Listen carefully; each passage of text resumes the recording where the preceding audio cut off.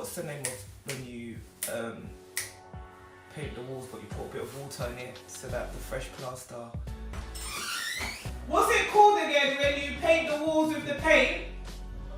What's it called when you paint the walls with mist coat? That's it. She calls herself a renovator. Hi everyone! Hi guys, welcome to another episode of Casattya with me. Welcome, you've landed on an amazing page. Boop. I'm Irene TTYA, this is my renovations page. We talk about all things lifestyle, home renovation here. Those of you who've been following my journey for a while know that I recently completed a single story rear extension, 1930s, complete overhaul of my personal property. We are now on my full first rental renovations. Crazy things are happening. That always comes to my mind when I start this series because I do feel like crazy things are happening. Where shall I start? I always say in the last couple of episodes that I feel like this renovation is happening in two stages. So there's the loft progression and then there's the rest of the house. I say that because I had a specific team, a loft team that just came in to handle all things loft. And that includes like all the plumbing, plastering, electric. So that's kind of like its own little ecosystem. And then the rest of it, the house, is its own ecosystem. Are you with me? Sorry, I know I speak fast, but many things are happening. I really was excited about making an incredible custom colour at B&Q, and it's going to go throughout all the bedrooms in the house. It's a cross between a beige with a slight olive green tint to it, but it was like my obsession with a previous beige colour that I had in my personal home, and I've just adapted it a little bit so it's a bit more rental friendly. I think I should start in the loft and kind of show you guys everything that's been happening there. A lot has changed since I last spoke to you guys. It's very messy. Do you know one thing that I don't like? I don't like messy tradesmen. The guy that's doing the plumbing up here is not the tidiest, but lots of positive change has happened. The loft is almost done. Works are happening. Things are moving. So far, so good. The rads are on. There was a bit of a plaster blowout, so they've had to like fill in some holes and whilst they put on the thermostats. I have started to look at paint colours, and then we've also, what's the name of when you paint the walls but you put a bit of water in it so that the fresh plaster... What's it called again when you paint the walls with the paint? What's it called when you paint the walls with mist coat? That's it. She calls herself a renovator. What I learned from when I did my house was we put the radiators on before we painted and then had to take all the rads off, then re-stabilize them, then rebalance them. We mist coated, and hence why you can see it's like a milky white. So you just put one part paint, one part water, and then go over it so that the plaster, the fresh plaster, will absorb the paint. And then you can go over and do your top coat, your two coats of colour. I feel like I'm rambling a bit much now, but let me get into it. Let me show you guys what we've been doing up here in the loft. The plumber has put a 1.8 vertical rad, and then I've also got a smaller horizontal rad going in, so that two radiators in both sides of the room to make the space even more cozier. So here's the black rad in situ. I think they look really nice. I'm really happy with them. Cast iron, I got 2 column ones, but I got them quite wider.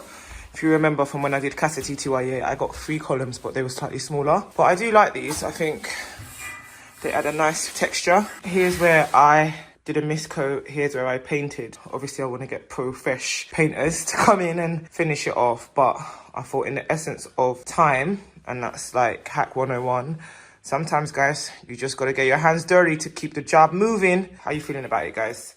In some lights, it gives green. It's meant to be like a taupe colour. When I first did it, I wasn't really feeling it, I can't lie. It was giving evergreen. But now that it's settled and dried, I'm not mad at it. So I think it looks good. So here's the smaller cast iron. Rad.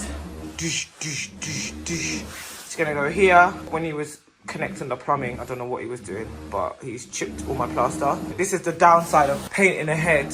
When they come to do the works, it's just not done very neatly. So I've got to give this a good clean. We've got to re-sand this down and then repaint it. Guys, we get to reveal the first ensuite in the house. I'm almost feeling like the ensuite in the loft is the showroom for the rest of the house. I hope you guys love it as much as I do. So the shower tray's gone in. The shower head's gone in. We're going to have all black hardware, an eBay special. I work with suppliers on eBay. Definitely worth checking out if you're buying multiple things. There's going to be 4 showers in here, so 4 of everything basically. Fluted tiles, like I said, they're from Wickes. Get into the texture, guys. Get into the texture. Get into the texture. Toilet hasn't gone in yet. And then I got these rads. These are on sale. These were 35 quid each in the Christmas sale. So I just bought them all. And then all the tile trims are black. So super aesthetically pleasing. Not done super expensive. And if they could be floor tiles, I would have put them on the floor, but they couldn't. They were only wall tiles. The reason why my floor also is not done because I was still deciding whether or not I wanted to vinyl versus tile, and I ended up just going with tile. I just thought vinyling was easier, but I just think tiling is probably more durable. And then I'm just going to paint. I'm going to paint halfway on these walls. I'm just going to keep them white. Toilet's going to go here. Vanity unit, small sink. And then I'm just going to put like a black hook on the back of the doors. And then these will all be painted white. Doors will be white. That's the en-suites, guys. They're all going to just be the same, to be fair. But so far, so good.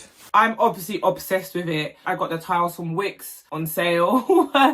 But then the shower tray, the shower head, the bifolding door, the vanity unit, I got those on eBay. The floor tiles are from Walls and Floors. And then I got the toilet cistern from Victoria Plumbing. Very cute and cozy. So I think I'm going to link everything in the comments below. The only thing I probably won't be able to link is the Wickes tiles because I actually bought them in the sale. But I think that the tiles look really spenny. And I've used like a grey grout. It has that bit of a hotel feel. It looks a bit premium. It's premium product because originally these tiles were 24 quid a pack. Then they went half price to 12 and then they even went down to 5. I wish I had got more for a future project claiming it, won't she claim it. The showers are all done and I think this is a really good template now for me to be able to show the other builders that are going to come in to do the rest of the house. So if I'm not there, they shouldn't really need to be coming and asking me what goes where or what's the vibe. The vibe is there for you to go and see. I'm really happy with it. I think it was super cost effective. The taps were like a tenner from eBay and I can't stress how amazing this is. It's not secondhand goods. They are wholesales.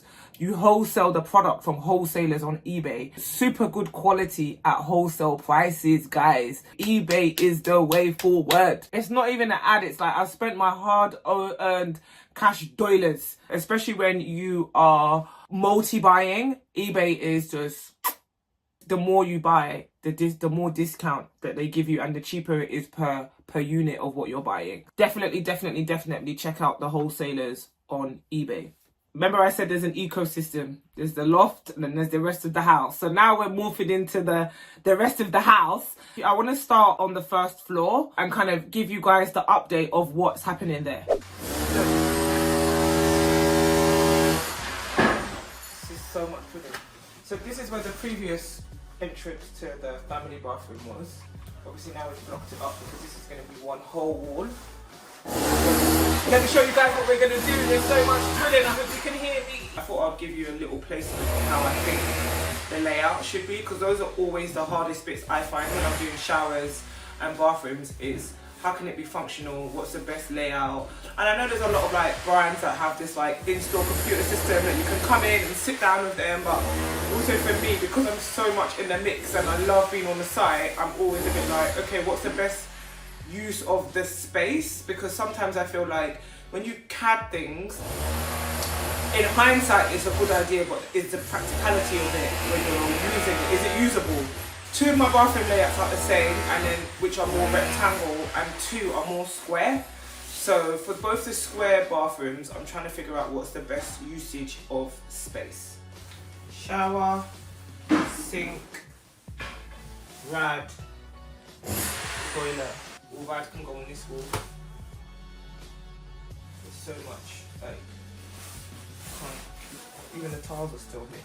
Anyone else obsessed with like lettered mugs? So this is my tea mug. It's got an eye on it because I need business. I'm doing laminate floorings in here. I'm not doing engineered wood because I think you can get just as good laminates for rentals, which are just as good quality now. I didn't want to go with a laminate that I felt looked too plastic. I still wanted it to have the engineered wood feel.